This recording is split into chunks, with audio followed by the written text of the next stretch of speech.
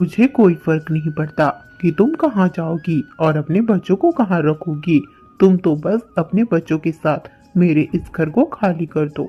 जल्दी से मेरे इस घर से बाहर निकल जाओ। एक तो तुमने पैसे नहीं दिए, ऊपर से घर की किराए भी नहीं दे रही। तुम तो बस निकल जाओ घर से। मुझे तुम्हारे दुखड़े रोज रोज के नहीं सुनने। तुम्हारे तो दुख खत्म ही नहीं होते। कोई नाटक नौटंकी नहीं। जल्दी से अपने बच्चों को लेकर मेरे घर से बाहर निकल जाओ तुम। मैं अपने छोटे छोटे बच्चों को लेकर कहाँ जाऊंगी? मैं नहीं जा पाऊंगी। प्लीज मुझे इस घर से बाहर मत निकालो। मैं आपके पैसे जल्द ही लौटा दूंगी। प्यारी चिड़िया गब्बू कव्वे के सामने विनती करती है, पर उसके बावजूद भी गब्बू कव्वा प्यारी चिड़िया की बात नहीं मानता और प्यारी चिड़िया को घर से बाहर निकाल देता है उसके बच्चों के साथ। कौवा अपने घर पर ताला लगाता है और वहाँ से चला जाता है। प्यारी चिड़िया अपने बेटे और बेटी के साथ अब बेघर सी हो चुकी थी। वह अपने बच्चों को लेकर कहाँ जाए उसे समझ नहीं आ रहा था। कुछ देर सोचने के बाद प्यारी चिड़िया अपने बच्चों के साथ उड़ान लगाती है और अपनी दोस्त सुकून के घर पर जाती है। सुकून, अरे ओ सुकून, मुझे तेरी मदद चाहिए, दरवाजा खोल। प्यारी चिड़िया की दोस्त सुकून बाहर आती है।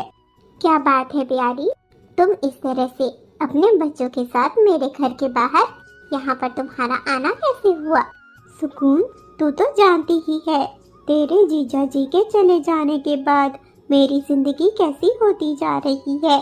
पैसे की बहुत ज्यादा परेशानी थी। जिस घर पर किराए पर रहते थे, मकान मालिक ने हमें घर से बाहर निकाल दिया। अब अपने छोटे छोटे बच्चों को लेकर कहाँ जाऊंगी? कुछ दिन के लिए अपने घर पर पनाह दे दे। प्यारी, मुझे माफ करना, मैं तेरी मदद तो करना चाहती हूँ, पर चाहकर भी तेरी मदद नहीं कर पाऊंगी, क्योंकि यह मेरा ससुराल है। मायका होता तो रख भी लेती। मुझे माफ कर दे। कोई बात नहीं सुकून, कोई बात नहीं, मैं दूसरा जुगाड़ कर लेती हूँ। इस तरह से कहने के बाद प्यारी चिड़िया अपने दोनों बच्चों के साथ उड़ान लगाती हुई दूसरे जंगल की ओर जा रही थी। अब तो सिर्फ एक ही शख्स बचा था जो प्यारी चिड़िया की मदद कर सकता था। वो थी पवन चिड़े की माँ, जो प्यारी और उसके बच्चों को अपने घर पर रखेगी या नहीं, वो तो प्यारी को भी मालूम न था। मजबूर होकर वह पवन चिड़े के घर पर गई। क्यों आई है तू यहाँ? सालों पहले तूने मेरे बेटे पवन को मुझसे दूर कर दिया। अपने प्यार के जाल में फंसाकर मेरे बेटे को मुझसे दूर कर दिया तूने, और मेरे बेटे को भी निगल गई। तेरी वजह से मरा है मेरा बेटा। अब यहाँ क्या लेने आई है? चल भाग यहाँ से। माँ जी, ऐसी कोई बात नहीं है, मैं तो बस आपसे आज रात के लिए पनाह मांगने आई थी। जिस घर पर हम रहते थे उस घर से हमें मकान मालिक ने निकाल दिया है। मैं बहुत परेशानी में हूँ, प्लीज माँ जी मेरी मदद करो। नहीं, मैं तेरी मदद तो बिल्कुल नहीं करूँगी। तू और तेरी बेटी तो एक जैसे हो। मैं अपने पोते को अपने पास रखूंगी, क्योंकि वह तो मेरे बेटे की ही छवि लग रहा है। तुम दोनों को तो मैं नहीं रख सकती। अगर तू चाहे तो मैं तेरे बेटे को अपने पास रख लूं। नहीं, मुझे माँ के पास रहना है। मुझे माँ के पास रहना है। माँ, मुझे यहाँ अकेला मत छोड़ना।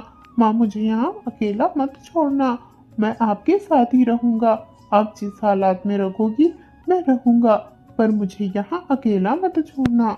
मजबूर प्यारी चिड़िया अपने दोनों बच्चों को लेकर उड़ान लगाती हुई एक नदी किनारे जा पहुंचती है। इस दुनिया में अब कोई नहीं था जो प्यारी चिड़िया और उसके बच्चों की मदद कर सके।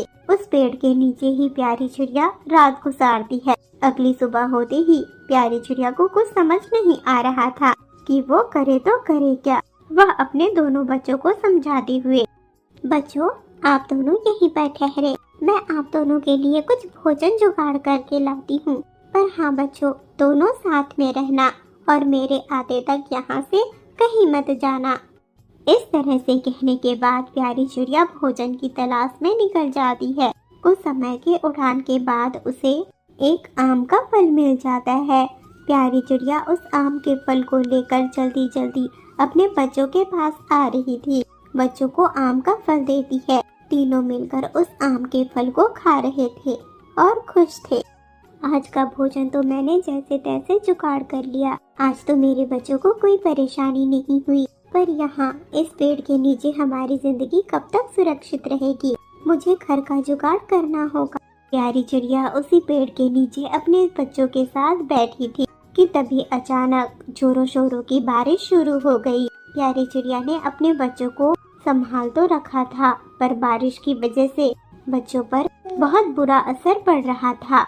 बारिश की तेज तेज बूंदें बच्चों के पंखों को और कमजोर कर रही थी। आज का दिन प्यारी और उसके बच्चों के लिए बहुत मुश्किल भरा था। जैसे तैसे आज का दिन उनका गुजर गया। सुबह के वक्त तक तो बारिश रुक चुकी थी, पर प्यारी जानती थी कि बारिश किसी भी पल हो सकती है। प्यारी चिड़िया ने एक नाव देखा जो प्यारी चिड़िया को सुरक्षित लग रहा था।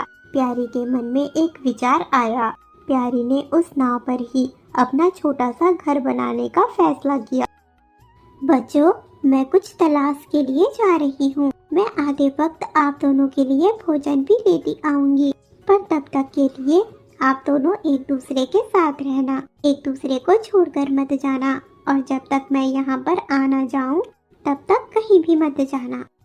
इस तरह से कहने के बाद प्यारी चिड़िया दोबारा से उड़ान लगाती है और उड़ान लगाते हुए कुछ लकड़ियाँ काट रही थी। पर जब प्यारी चिड़िया एक पेड़ की लकड़ियाँ काटने ही वाली थी कि वो पेड़ अचानक ही प्यारी चिड़िया से बोल पड़ा। अरे ओ पीली चिड़िया, मुझे मत काटो, मैं मिर्ची का पेड़ हूँ। मैं बहुत जादुई हूँ। तुम्हें क्या तकलीफ है? तुम मेरे पेड़ की टहनियों को क्यों काटना चाहती हो? मुझे मत काटो। तुमने इधर उधर के पेड़ पौधे भी काट दिए हैं। तुम्हें मालूम है तुम्हारा सांस लेना मुश्किल हो जाएगा जब जंगल से सारे पेड़ खत्म हो जाएंगे। तुम इस तरह से पेड़ों को क्यों काट रही हो? ये कैसा पेड़ है? मिर्ची का तो आज तक मैंने पौधा देखा था, तो फिर ये मिर्ची का पेड़ कैसे उग गया? मिर्ची का पेड़ भी भला होता है? हाँ होता है। तुम जो बातें अपने मन में सोचोगी वह भी मुझे पता चल जाएगी। मैं जानता हूँ कि तुम बहुत दुखी हो। मैं तुम्हारी मदद कर सकता हूँ, पर इसके लिए तुम्हें मुझे काटना बंद करना होगा। तुम इन लकड़ियों से घर बनाने का सोच रही हो, पर तुम इन लकड़ियों से नाव के ऊपर घर बनाओगी तो घर तो नदी में डूब जाएगा। तुम मेरे पेड़ से एक मिर्ची तोड़ लो। मैं भी जादुई हूँ तो मेरी मिर्चियाँ भी जादुई हैं। इस मिर्ची को ले जाकर उस नाव पर रख देना जिस पर तुमने घर बनाने का सोचा है। तुम्हारा घर अपने आप बनकर तैयार हो जाएगा। पेड़ भाई, आप ये कैसी बातें कर रहे हैं? मुझे कुछ भी समझ नहीं आ रहा। मैं तो ये लकड़ियाँ घर बनाने के लिए तोड़ रही थी। तुम्हें सब समझ आ जाएगा। पहले तो मेरे पेड़ से एक मिर्ची तोड़ लो और यहाँ से चली जाओ। पेड़ काटना बंद कर दो, तुम्हारी सारी मदद हो जाएगी। प्यारी चिड़िया को कुछ समझ नहीं आ रहा था, पर चिड़िया इतना तो समझ गई थी कि पेड़ नहीं चाहता था कि प्यारी चिड़िया जंगल के पेड़ों को नुकसान पहुंचाए। जैसा पेड़ ने कहा था, प्यारी चिड़िया वैसा ही करती है। एक मिर्ची तोड़ लेती है और उस मिर्ची को अपने साथ लेकर उसी जगह पर आ जाती है। सामने ही नाव था। प्यारी चिड़िया उस मिर्ची को उठाकर नाव के ऊपर रख देती है कि तभी तेज चमकदार रोशनी पूरी जगह पर फैल जाती है। कुछ पल के लिए तो अंधेरा ही छा गया था, पर जैसे ही प्यारी चिड़िया और उसके बच्चों ने सामने देखा, वहाँ पर तो नाव के ऊपर एक मिर्ची का बड़ा सा घर बनकर तैयार हो गया था। प्यारी चिड़िया अपने बच्चों के साथ उस घर के अंदर जाती है। वह घर तो अंदर से भी बहुत खूबसूरत था। अब प्यारी चिड़िया की जिंदगी में जो घर का टेंशन था वह खत्म हो गया। प्यारी चिड़िया अब बहुत ही आसानी से अपनी जिंदगी जी रही थी। अपने दोनों बच्चों को घर में सुरक्षित छोड़कर वह भोजन लेने जाती और मेहनत करती।